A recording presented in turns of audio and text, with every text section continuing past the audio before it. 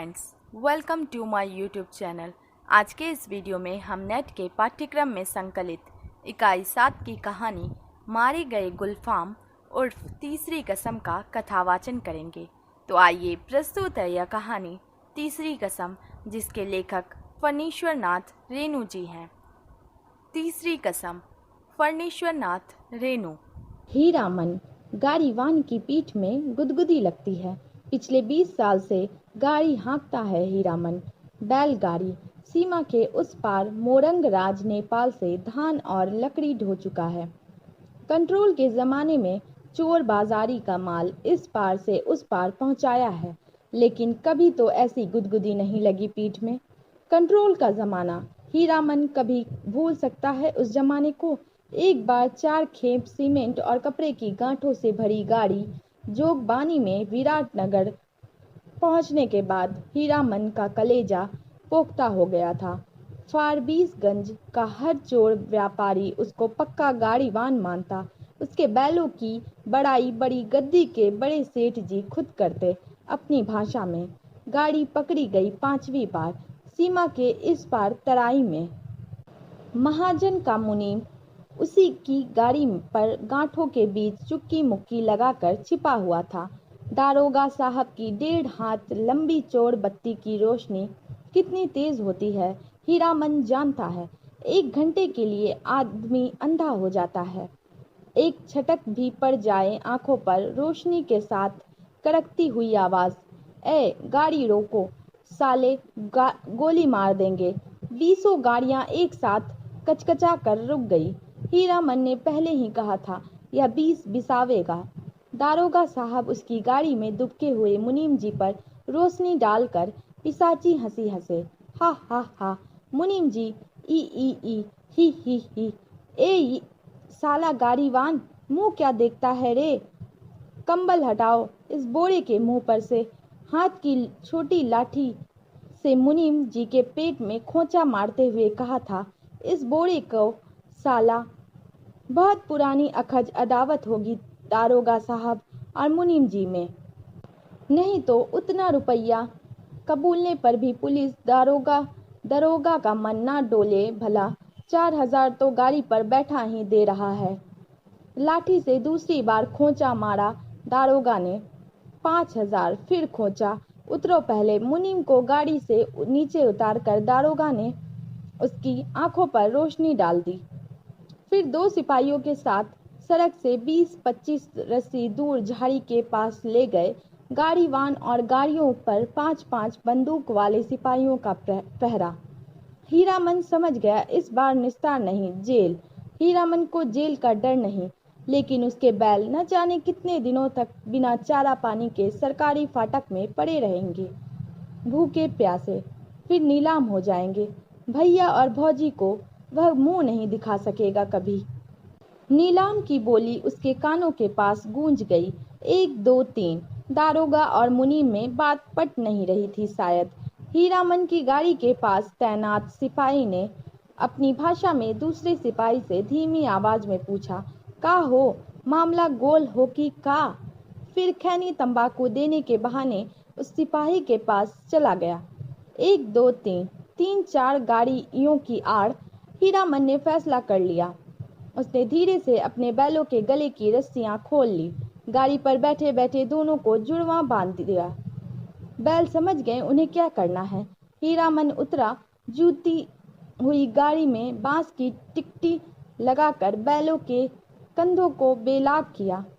दोनों के कानों के पास गुदगुदी लगा दी और मन ही मन बोला, चलो भैयन, जान बचेगी तो ऐसी ऐसी सग्गड़ गाड़ी बहुत मिलेगी। 1 2 3 9 2 11। गाड़ियों की आड़ में सड़क के किनारे दूर तक घनी झाड़ी फैली हुई थी। दम साध कर तीनों प्राणियों ने झाड़ी को पार किया, बेखटक बेआहट। फिर 1 ले 2 ले दुल्की चाल। दोनों बैल सीना तान कर फिर तराई के घने जंगलों में घुस गए। राह सूंघते नदी नाला पार करते हुए भागे पूछ उठाकर। पीछे पीछे हीरामन। रात भर भागते रहे थे तीनों जन। घर पहुंचकर 2 दिन तक बेसुध पड़ा रहा हीरामन। होश में आते ही उसके उसने कान पकड़कर कसम खाई थी, अब कभी ऐसी चीजों की लदनी नहीं ला देंगे। चोर बाजारी का माल, तौबा तौबा। पता नहीं मुनीम जी का क्या हुआ, भगवान जाने उसकी सग्गड़ गाड़ी का क्या हुआ। असली इस्पात लोहे की धुरी थी, दोनों पहिए तो नहीं, एक पहिया एकदम नया था। गाड़ी में रंगीन डोरियों के फुदने बड़े जतन से गूंथे गए थे। दो कस्में खाई है उसने, एक चोर बाजारी का माल नहीं ला देगा, दूसरी बांस।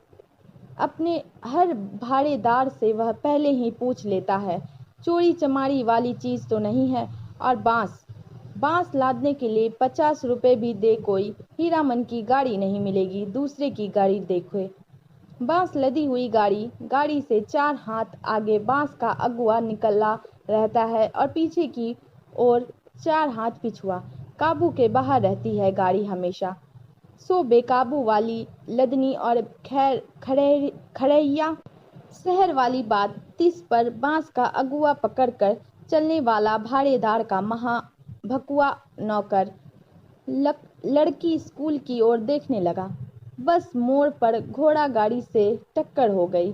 जब तक हीरामन बैलों की रस्सी खींचे, तब तक घोड़ा गाड़ी की छतरी बांस के अगुआ में फंस गई। घोड़ा गाड़ी वाले ने तड़ातड़ चाबुक मारते हुए गाली दी थी। बांस की लदनी ही नहीं, हीरामन ने खड़ैया शहर की लदनी भी छोड़ दी। और जब फारबिसगंज से मोरंग का भाड़ा ढोना शुरू किया तो गाड़ी ही पार। कई वर्षों तक हीरामन ने बैलों को आधी दारी पर जोता, आधा भाड़ा गाड़ी वाले का और आधा बैल वाले का। हिस गाड़ी वानी करो मुफ्त, आधी दारी की कमाई से बैलों के ही पेट नहीं भरते। पिछले साल ही उसने अपनी गाड़ी बनवाई है। देवी मैया भला करे उस सर्कस कंपनी के बाग का। पिछले साल इसी मेले में बाग गाड़ी को ढोने वाले दोनों घोड़े मर गए। चंपानगर से फारबिसगंज मेला आने के समय सर्कस कंपनी के मैनेजर ने गाड़ी वान पट्टी में ऐलान करके कहा, 100 रुपया भाड़ा मिलेगा। 1-2 गाड़ी वान राजी हुए, लेकिन उनके बैल बाग गाड़ी से 10 हाथ दूर ही डर से डिकड़ने लगे। बासा रस्सी तुड़ा कर भागे। हीरामन ने अपने बैलों की पीठ सहलाते हुए कहा, देखो भैयन, ऐसा मौका फिर हाथ ना आएगा। यही है मौका अपनी गाड़ी बनवाने का, नहीं तो फिर आधेदारी। अरे पिंजड़े में बंद बाघ का क्या डर। मोरंग की तराई में दहाड़ते हुई बाघों को देख चुके हो। फिर पीठ पर मैं तो हूँ। गाड़ी वानों के दल में तालियां पटपटा उठी थी एक साथ। सभी की लाज रख ली हीरामन के बैलों ने। हुक्म कर आगे बढ़ गए और बाघ गाड़ी में जुट गए, एक एक करके। सिर्फ दाहिने बैल ने जूतने के बाद ढेर सा पेशाब किया। हीरामन ने 2 दिन तक नाक से कपड़े की पट्टी नहीं खोली थी। बड़ी गद्दी के बड़े सेठ जी की तरह नकबंधन लगाए बिना बघाइन गंध बर्दाश्त नहीं कर सकता कोई। बाग गाड़ी की गाड़ी वानी की है। हीरामन ने कभी ऐसी गुदगुदी नहीं लगी पीठ में। आज रह रहकर उसकी गाड़ी में चंपा का फूल महक उठता है। पीठ में गुदगुदी लगने पर वह अंगोछे से पीठ झाड़ लेता है। हीरामन को लगता है 2 वर्ष से चंपानगर मेले की भगवती मैया उस पर प्रसन्न है। पिछले साल बाग गाड़ी जुट गई। नकद 100 रुपये भाड़े के अलावा बुताद, चाह बिस्कुट और रास्ते भर बंदर भालू और जोकर का तमाशा देखा सोफोकट में। और इस बार यह जनानी सवारी औरत है या चंपा का फूल। जब से गाड़ी महक रही है। कच्ची सड़क के एक छोटे से खड्ड में गाड़ी का दाहिना पहिया बेमौके हिचकोला खा गया। हीरामन की गाड़ी से एक हल्की सिस की आवाज आई। हीरामन ने दाहिने बैल को दुआली से पीटते हुए कहा, साला क्या समझता है, बोरे की लदनी है क्या? आहा, मारो मत। अनदेखी औरत की आवाज ने हीरामन को अचरज में डाल दिया। बच्चों की बोली जैसी महीन फेनू गिलासी बोली। मथुरा मोहन नौटंकी कंपनी में लैला बनने वाली हीराबाई का नाम किसने नहीं सुना होगा भला। लेकिन हीरामन की बात निराली है। उसने 7 साल तक लगातार मेलों की लदनी लादी है। कभी नौटंकी थिएटर या बायोस्कोप सिनेमा नहीं देखा। लैला या हीराबाई का नाम भी उसने नहीं सुना कभी। देखने की क्या बात, सो मेला टूटने के 15 दिन पहले आधी रात की बेला में काली ओढ़नी में लिपटी औरत को देखकर उसके मन में खटका अवश्य लगा था। बक्सा ढोने वाले नौकर से गाड़ी भाड़ा में मोल मलाई करने की कोशिश की तो ओढ़नी वाली ने सिर हिलाकर मना कर दिया। हीरामन ने गाड़ी जोतते हुए नौकर से पूछा, क्यों भैया, कोई चोरी चमारी का माल वाल तो नहीं? हीरामन को फिर अचरज हुआ। बक्सा ढोने वाले आदमी ने हाथ के इशारे से गाड़ी हाँकने को कहा और अंधेरे में गायब हो गया। हीरामन को मेले में तंबाकू बेचने वाली बूढ़ी की काली साड़ी की याद आई थी। ऐसे में कोई क्या गाड़ी हाँके? एक तो पीठ में गुदगुदी लग रही है, दूसरे रह रहकर चंपा का फूल खिल जाता है। उसकी गाड़ी में बैलों को डांटो तो इस बिस करने लगती है उसकी सवारी। औरत अकेली तंबाकू बेचने वाली बूढ़ी नहीं। आवाज़ सुनने के बाद वह बार बार मुड़कर टप्पर में एक नज़र डाल देता है, अंगोछे से पीठ झाड़ता है। भगवान जाने क्या लिखा है इस बार उसकी किस्मत में। गाड़ी जब पूरब की ओर मुड़ी, एक टुकड़ा चांदनी उसकी गाड़ी में समा गई। सवारी की नाक पर एक जुगनू जगमगा उठा। हीरामन को सब कुछ रहस्यमय अजगुत लग रहा है। सामने चंपानगर से सिंधिया गांव का तक फैला हुआ मैदान, कहीं डाकिन पिशाचनी तो नहीं। हीरामन की सवारी ने करवट ली। चांदनी पूरे मुखड़े पर पड़ी तो हीरामन चीखते चीखते रुक गया। अरे बाप, ये तो पड़ी है। परी की आंखें खुल गई। हीरामन ने सामने सड़क की ओर मुंह कर लिया और बैलों की को टिटकारी दी। वह जीभ को तालू से सटाकर टी टी टी टी आवाज निकालता है। हीरामन की जीभ न जाने कब से सूख कर लकड़ी जैसी हो गई थी। भैया, तुम्हारा नाम क्या है? हूबहू फेनू गिलास। हीरामन के रोम रोम बज उठे। मुंह से बोली नहीं निकली। उसके दोनों बैल भी कान खड़े करके इस बोली को परखते हैं। मेरा नाम मेरा है हीरामन। उसकी सवारी मुस्कुराती है। मुस्कुराहट में खुशबू है। तब तो मीता कहूँगी भैया, नहीं, मेरा नाम भी हीरा है। इस हीरामन को प्रतीत नहीं, मर्द और औरत के नाम में फर्क होता है। हाँ जी, मेरा नाम भी हीराबाई है।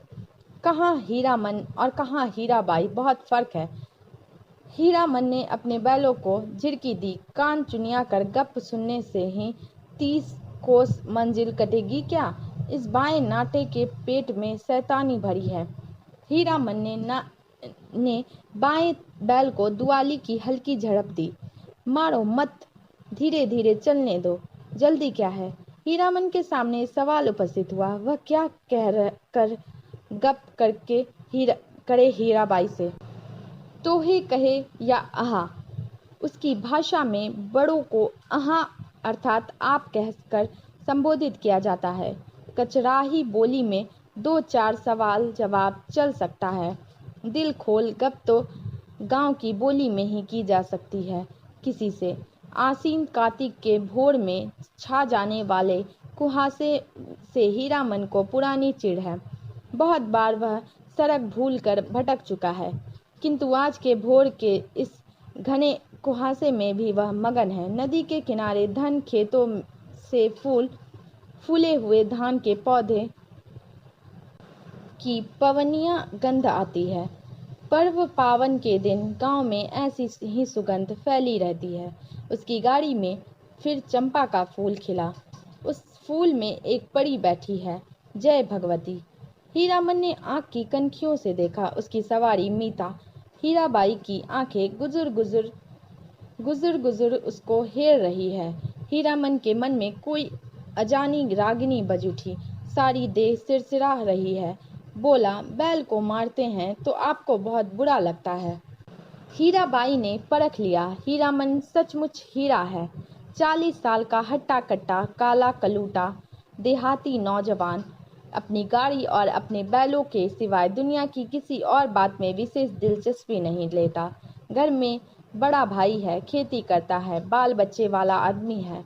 हीरामन भाई से बढ़कर भाभी की इज्जत करता है, भाभी से डरता भी है। हीरामन की भी शादी हुई थी बचपन में ही, गौने के पहले ही दुल्हन मर गई। हीरामन को अपनी दुल्हन का चेहरा याद नहीं। दूसरी शादी ना करने के अनेक कारण हैं। भाभी की जिद, कुमारी लड़की से ही हीरामन की शादी करवाएगी। कुमारी का मतलब हुआ 5-7 साल की लड़की। कौन मानता है श्रद्धा कानून? कोई लड़की वाला 2 ब्याहों को अपनी लड़की गरज में पड़ने पर ही दे सकता है। भाभी उसकी 3 शर्त करके बैठी है सो बैठी है। भाभी के आगे भैया की भी नहीं चलती। अब हीरामन ने तय कर लिया है, शादी नहीं करेगा। कौन बलाए मोल लेने जाए? ब्याह करके फिर गाड़ी वानी क्या करेगा कोई? और सब कुछ छूट जाए, गाड़ी वानी नहीं छोड़ सकता हीरामन।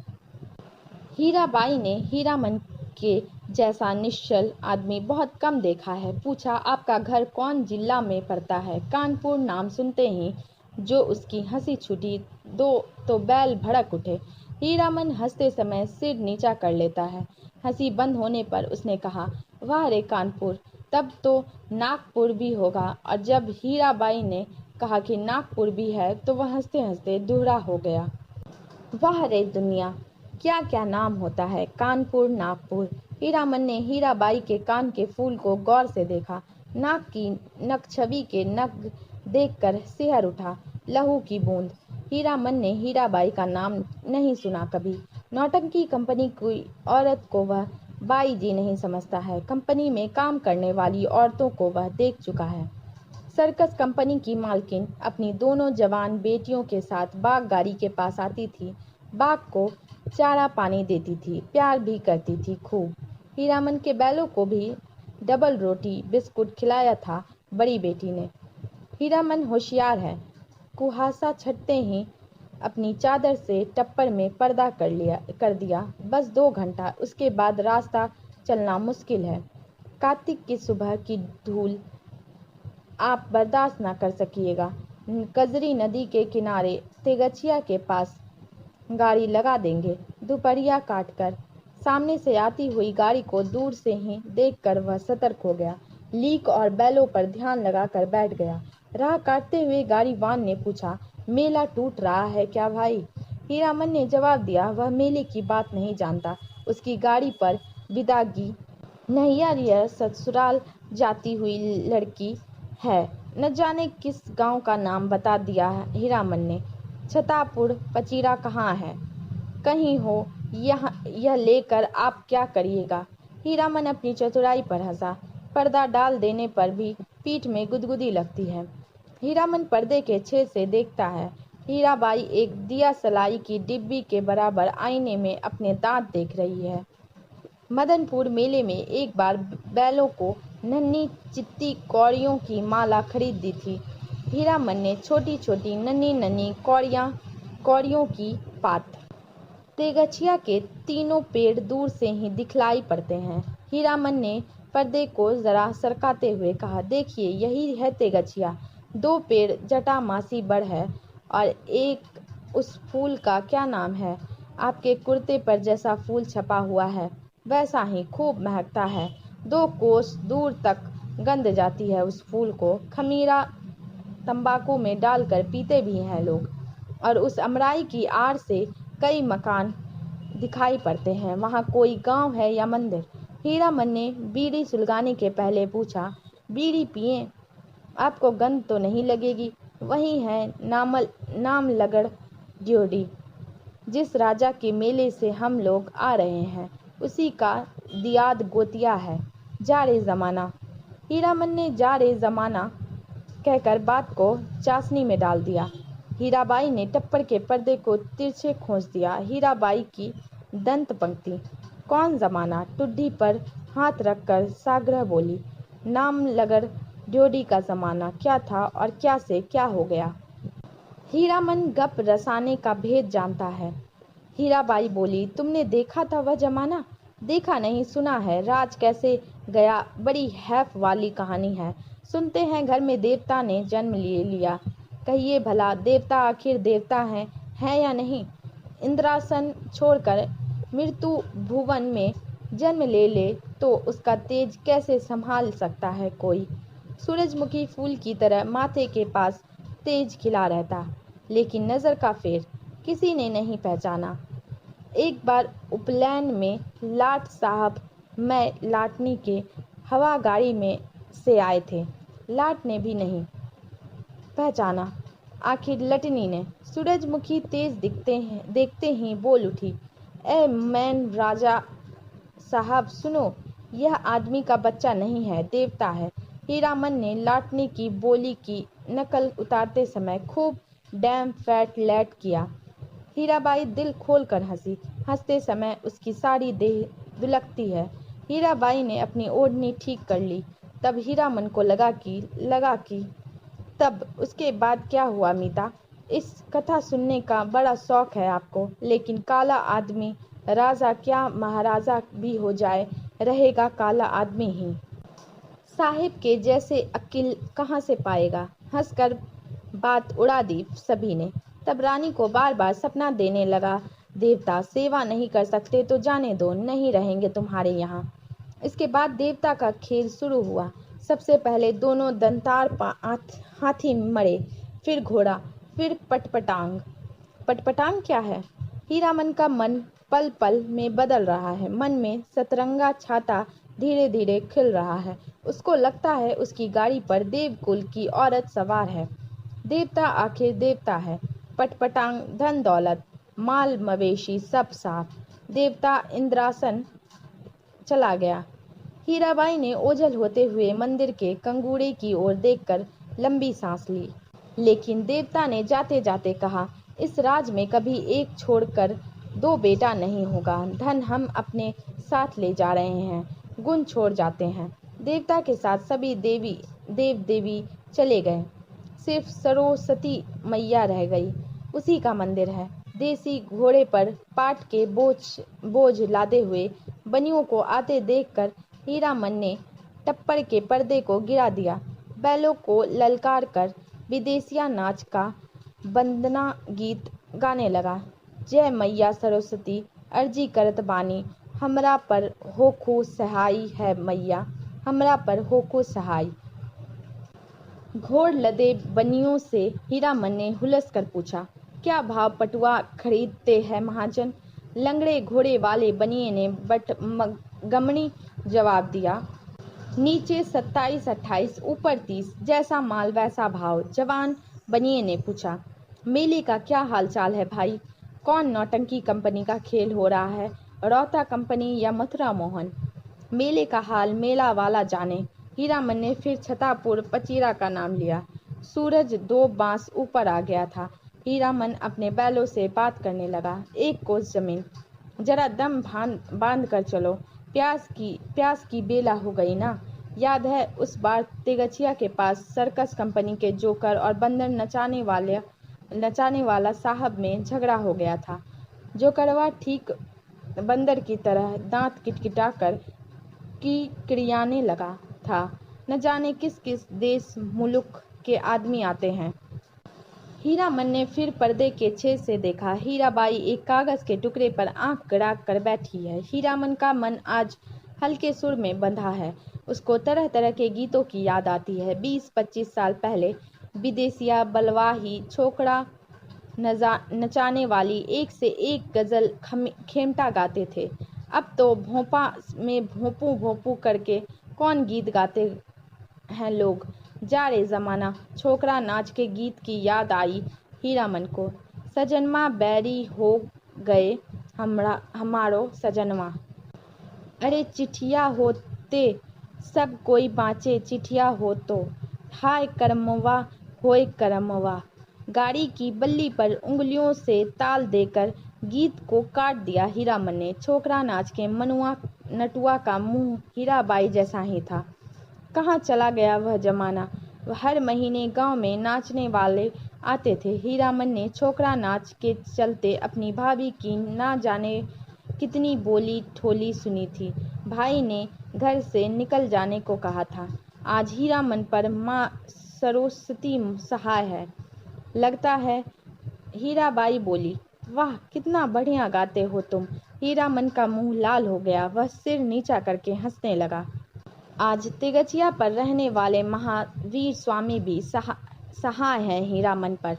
तिगचिया के नीचे एक भी गाड़ी नहीं। हमेशा गाड़ी और गाड़ीवानों की भीड़ लगी रहती है यहाँ। सिर्फ एक साइकिल वाला बैठकर सुस्ता रहा है। महावीर स्वामी को सुमर का कर हीरामन ने गाड़ी रोकी। हीराबाई पर्दा हटाने लगी। हीरामन ने पहली बार आंखों से बात की हीराबाई से। साइकिल वाला इधर ही टकटकी लगाकर देख रहा है। बैलों को खोलने के पहले बांस की टिकटी लगाकर गाड़ी को टिका दिया। फिर साइकिल वाले की ओर बार बार घूरते हुए पूछा, कहाँ जाना है? मेला? कहाँ से आना हो रहा है? बिशनपुर से। बस इतनी ही दूर से थसथसा कर थक गए? जा रे जवानी।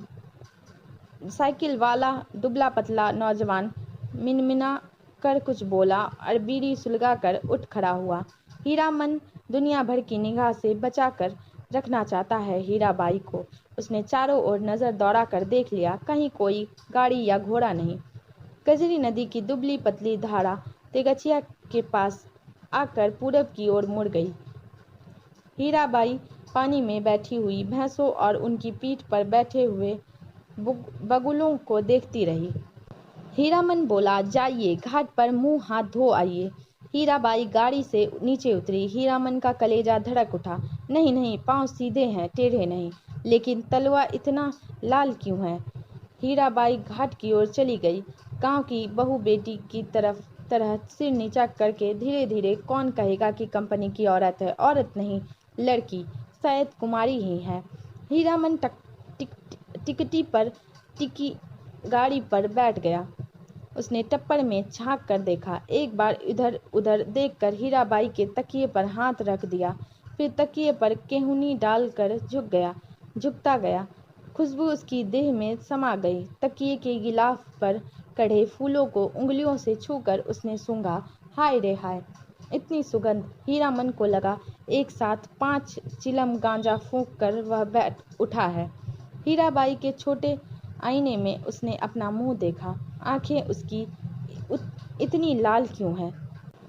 हीराबाई लौट कर आई तो उसने हंसकर कहा, अब आप गाड़ी का पहरा दीजिए, मैं आता हूँ तुरंत। हीरामन ने अपना सफरी झोली से सहेजी हुई गंजी निकाली, गमछा झाड़ कर कंधे पर लिया और हाथ में बाल्टी लटका कर चला। उसके बैलों ने बारी बारी से हूंक हूंक करके कुछ कहा।